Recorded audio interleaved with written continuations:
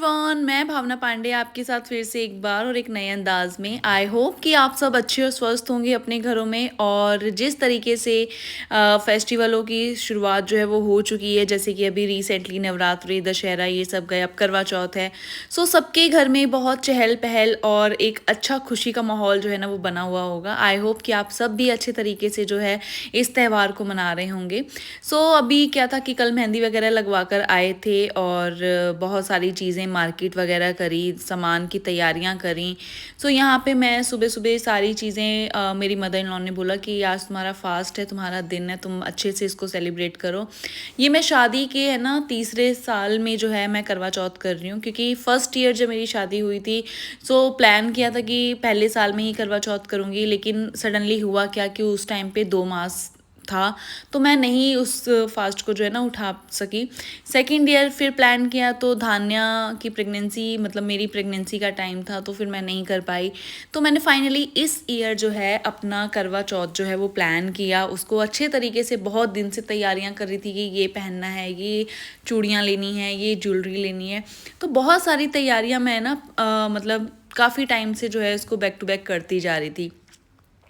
दूसरी चीज़ कि फेस्टिवल है और इसको हम बहुत खुशी से भी सेलिब्रेट करते हैं, बट कई बार क्या होता है ना कि कुछ लोग बोलते हैं कि ये चीज़ें तो आजकल लोग फैशन के लिए कर रहे हैं, बट ऐसा नहीं है। फटाफट मैं नहा धो के रेडी हुई और उसके बाद मुझे धान्या को भी जो था ना वो रेडी करना था। कमरा पूरा सेट किया, फिर उसके बाद धान्या को जो है मुझे डर लगता है उसको बेड वगैरह पे बिठाने में, क्योंकि अब वो है ना इस मतलब घूम घूम के ना डर लगता है कहीं उस तरफ या इस तरफ ना गिर जाए। और फिर उसके बाद मुझे मैंने इसको खिला पिला के मैंने सोचा अब तैयार होते हैं, क्योंकि 4 बजे कथा सुनने के लिए भी जाना था। टाइम से सुननी थी कथा, क्योंकि सूरज को भी अर्घ देना था, जो इवनिंग वाला जो अर्घ होता है ना डूबते हुए सूरज को देने के लिए। वो सारी चीज़ों की तैयारी मैं कर चुकी थी। देखिए मेरा मेहंदी का रंग किस तरीके का भी हुआ है, बहुत ज़्यादा डार्क जो है ना वो नहीं रची है, क्योंकि क्या होता है ना कि जब से धान्या हुई है ना, जब से मैंने मेहंदी लगाना स्टार्ट किया ना, तो मेरी मेहंदी अब उस तरीके की जो है ना इतनी ब्लैक या उस तरीके की नहीं रचती है। तो यहाँ पे धान्या अपना मस्ती में खेल रही थी, मैं इसको पकड़ पकड़ के ला रही थी। मम्मी अपना नीचे सारी चीज़ों को तैयार कर रही थी। आज मेरी काम पे से छुट्टी थी। मम्मी ने बोला आज तुम्हारा दिन है, तुम अच्छे से तैयार हो, अच्छे से सजो धजो और बहुत सुंदर लगो। तो यहाँ पे मैं नहा धो के जब गई रेडी होने के लिए, तो मैंने फेस पे कुछ नहीं लगा रखा था। यहाँ तक कि मैंने फेशियल भी नहीं लिया। क्यों? क्योंकि घर में ही दही और दूध की मलाई से ही मैंने स्क्रब किया था, तो नेचुरल लुक लिया। मैंने कहा कि नहीं, फालतू में बहुत ज़्यादा रश होता है, पैसे भी इन्वेस्ट करो, फिर उस तरीके का काम ना त्यौहार के टाइम में सैलून में नहीं मिलता। तैयार होने के बाद मेरा लुक कुछ इस तरीके का आया। ज्वेलरी पहनी, ज्वेलरी मैंने मिंत्रा से बाय करी थी, बहुत अच्छी क्वालिटी में मुझे ये रिसीव्ड हुई।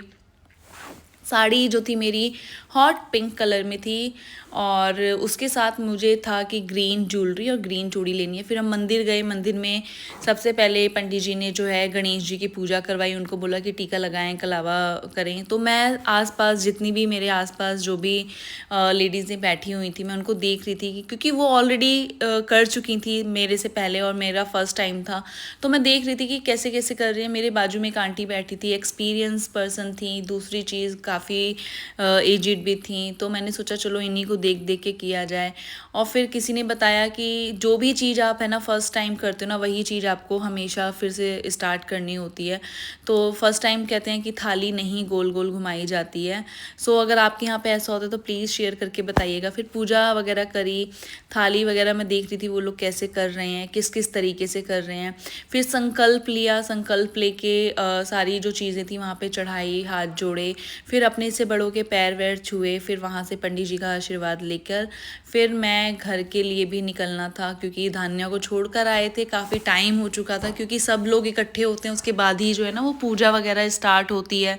फिर सारी जब पूजा संपन्न हो गई बहुत अच्छे से, फिर मम्मी के और मासी के साथ में जो आंटी बैठी थी, मैंने उनके फिर पैर छुए, आशीर्वाद लिया कि ऐसा आशीर्वाद आप बनाए रखें, ठीक है। सो लुक आप देख ही रहे होंगे, ये मैंने जब गिन्नी हुई थी ना तो उसके टाइम पे मेरे मम्मी की साइड से है ना ये चुनरी आई थी, इसको पीलिया बोलते हैं। तो ये मैंने ओढ़ा था, फिर शाम हुई, चांद जी निकल चुके थे और मेरे चांद भी घर पर आ चुके थे। फिर यहाँ पे चांद को देख के पहले पूजा करी। मैं मासी से पूछ रही थी क्योंकि हमारे मैथिली में ना ये करवा चौथ की जो रस्म होती है ये नहीं होती है, और मासी जहाँ पे पहले रहती थी वहाँ पे उन्होंने देखा था, तो वो बता रही थी कि हाँ भावना तुम ऐसे ऐसे करो, तो मैं वो उसी तरीके से कर रही थी जैसे जैसे मासी बताती गई। फिर मैंने चांद की पूजा करके फिर बर्फ़ी की आरती करी, उनको छानने में देखा और इस तरीके से सेलिब्रेट किया। आई होप कि आपने भी इसी तरीके से सेलिब्रेट किया होगा। फिर हम पूजा वगैरह करके नीचे आ गए और फिर नीचे आके फिर डिनर वगैरह किया। डिनर वगैरह सारा रेडी था। सब्सक्राइब करना मेरा चैनल, वीडियो अच्छी लगती है तो, और ऐसी वीडियो के लिए।